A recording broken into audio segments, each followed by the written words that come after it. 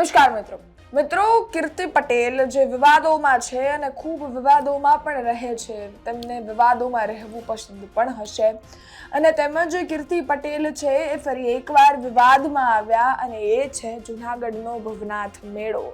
એ મેળામાં ગયા અને તેમજ ઋષિ મુનિઓ સાથે અઘોરીઓ સાથે શાહી સ્નાન કરતા મૃગી કુંડમાં જોવા મળ્યા। તે મૃગી કુંડમાં શાહી સ્નાન કરવા ઉતરી પડ્યા, પરંતુ તેમને ત્યાંના પોલીસ તંત્ર દ્વારા બહાર પણ કાઢવામાં આવ્યા। ત્યારે તેમને પોલીસની સામે આંખ બતાવી અને કહ્યું કે હું કોઈ આરોપી નથી, મારી સાથે સરખી રીતે વ્યવહાર કરવાનો છે।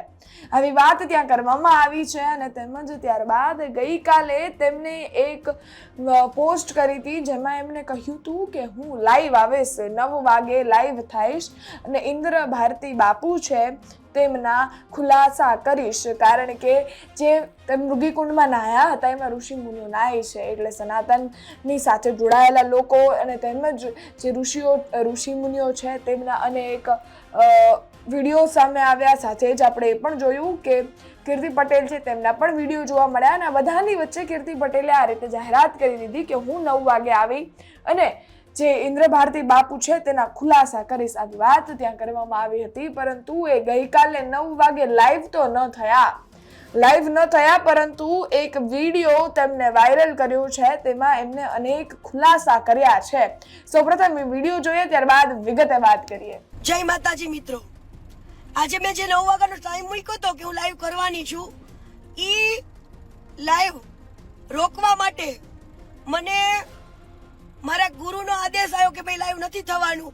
એટલે ગુરુનો આદેશ ઈ મારા કહેવાય ને શિરોમણી છે અને એવા સારા સારા સાધુ સંતોનો આવ્યો કે ભાઈ સનાતન ધર્મને છાંટા ઉડે એવો આપણે લાઈવ નથી કરવાનું બેટા, લાઈવ ના કરતી।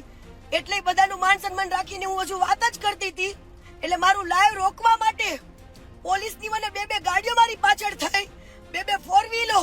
પણ વિચાર કરો તમે કેટલી ઈ વાતમાં પેલી સચ્ચાઈ હશે કે આટલા લોકોને મને રોકવા આવવું પડે છે અને મારા ઉપર પોલીસની ફરજ રૂકાવવા માટેનો કેસ બનાવ્યો। તો તમે લોકો જોઈ શકો છો વિડીયોની અંદર કે મને કોઈ પોલીસે બહાર કાઢી જ નથી કુંડની અંદર, બરાબર।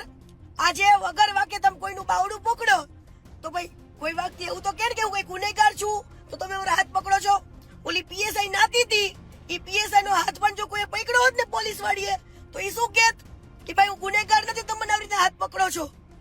તો ત્યાં કુંડની અંદર પીએસઆઈ જેવા અનેક લોકો પાણી અંદર નાહ્યા છે, તો કીર્તિ પટેલ ઉપર એક જ ફરિયાદ કેમ ભાઈ મારું લાઈવ રોકવા માટે આટલું પોલીસ કેમ મારી પાછળ પડી છે, મારો પીછો કરે છે અત્યારે હાલમાં પણ, બરાબર।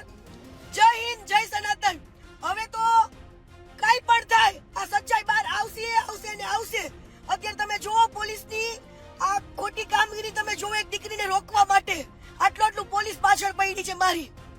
જય હિન્દ, જય સંવિધાન। તમે જોયો કીર્તિ પટેલનો વિડીયો, જેમાં વાત કરવામાં આવી છે અને તેમજ પોલીસ તંત્ર અને તેમજ બધા જ ઋષિઓને લઈ અને કહેવામાં પણ આવ્યું છે અને સાથે હવે કહ્યું છે કે હવે તો અસલિયત બહાર જ આવશે। એટલે જોવું રહ્યું કે આમાં કીર્તિ પટેલ હવે શું કરે છે, પરંતુ કીર્તિ પટેલ ઉપર જે રીતે તેમને ત્યાં વાત કરી હતી પોલીસ તંત્ર સાથે અને તેમજ જે રીતે કહેવામાં આવ્યું હતું, જે રીતનો તેમનો પોલીસ તંત્ર સાથે વ્યવહાર હતો તેને લઈ અને હવે તેમની ઉપર ગુનો પણ નોંધવામાં આવ્યો છે। તેમની ઉપર પોલીસની કામગીરીમાં અડચણ બનવાનો ગુનો પણ દાખલ કરવામાં આવ્યો છે અને કમ્પ્લેન પણ થઈ છે।